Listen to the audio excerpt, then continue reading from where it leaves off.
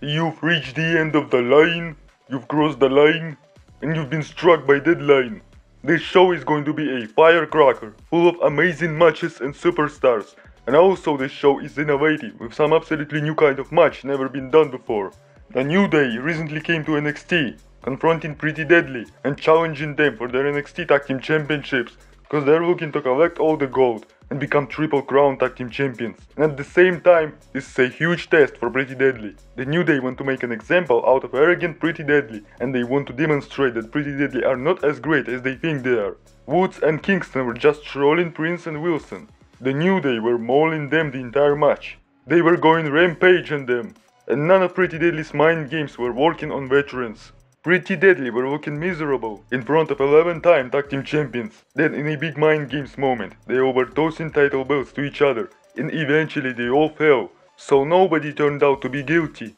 And then they were pointing at one another. But yet Kid Wilson managed to knock Woods down with title belt, but he kicked out. And the spilled milk attempt was failed as Kingston hit Wilson with Trouble in Paradise, and the New Day put Elton Prince down diving double foot stomp to finally capture the NXT Tag Team titles. The New Day came to occupy the NXT Tag Team division and at the same time to test all new teams. Kofi Kingston might now just be considered as the greatest tag team wrestler of all time, and at the same time being a former WWE champion, one hell of a Hall of Fame career so far. And here comes the new unique match, and it's called the Iron Survivor Challenge. The rules are these: 5 guys compete to become #1 contender for the NXT Championship. There is a 25-minute time limit. 2 superstars start the match, and every 5 minutes thereafter, a new wrestler joins them. A guy with the most falls wins the match, and if you get pinned, you must go into the penalty box for 90 seconds. This is going to be crazy. And who are competitors here tonight? These are JD McDonald's, Axiom, Carmelo Hayes, Joe Gacy, and Grayson Waller. And McDonald's with Axiom start the match to put each other through the torment right from the start. So for the first 5 minutes nobody picked up a fall, and here comes fresh Carmelo Hayes to pick up the scraps, drop JD McDonough onto Axiom, and earn the first ever fall in this match.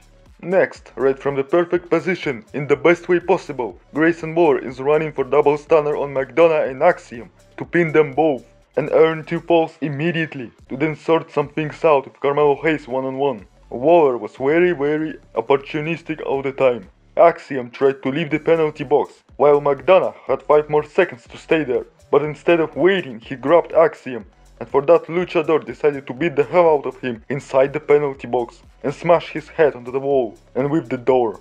And in the ring Axiom, out of nowhere, rolled Waller through and scored the first fall for himself, and immediately after that he kicked McDonald's with Golden Ratio to get the second one. And the last participant comes out, that being Joe Gacy, meeting pure trash talk from the master himself, Grayson Waller. And in the ring he turned Axiom inside out with a clothesline and forced Axiom to tap out from the rings of Saturn. Grayson Waller returns from the penalty box, attacking Axiom and offering him to McDonough, who returned the favor. Gacy took Hayes into his upside down world and scored 1 more fall.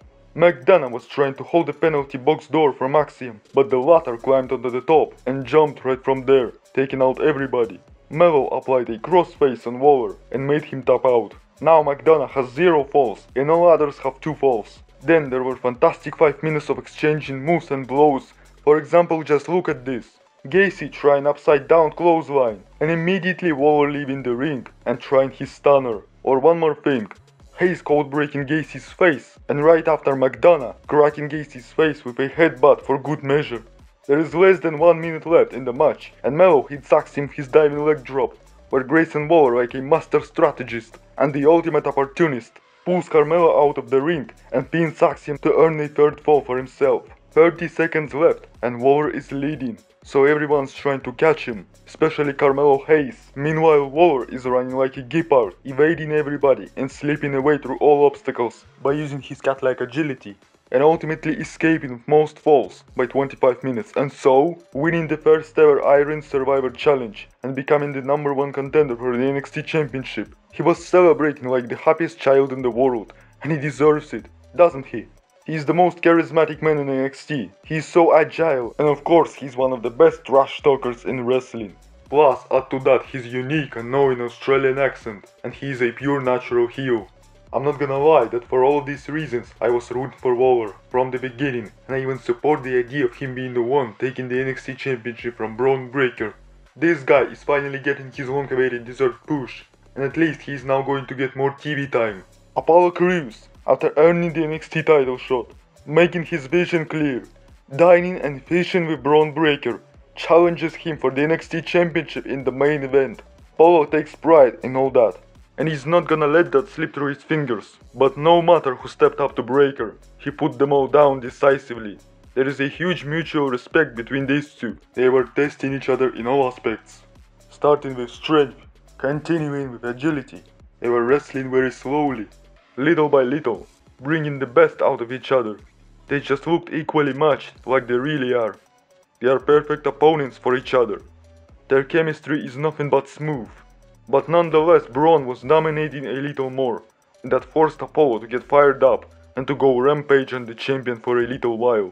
He dropped Braun with 3 German suplexes, 3 power bombs, and a frog splash.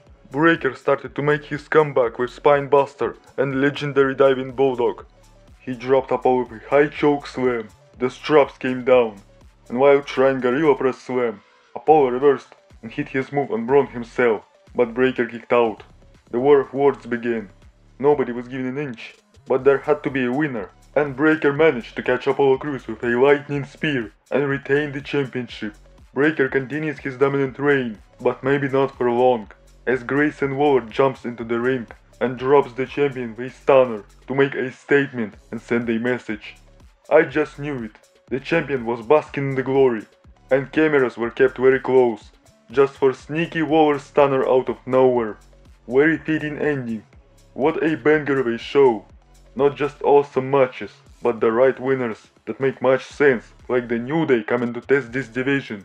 Grayson Waller getting his push, and Breaker retaining the title with confidence. Has to be 9.5. Danke, thank you Sean. See you yesterday. You can't see me.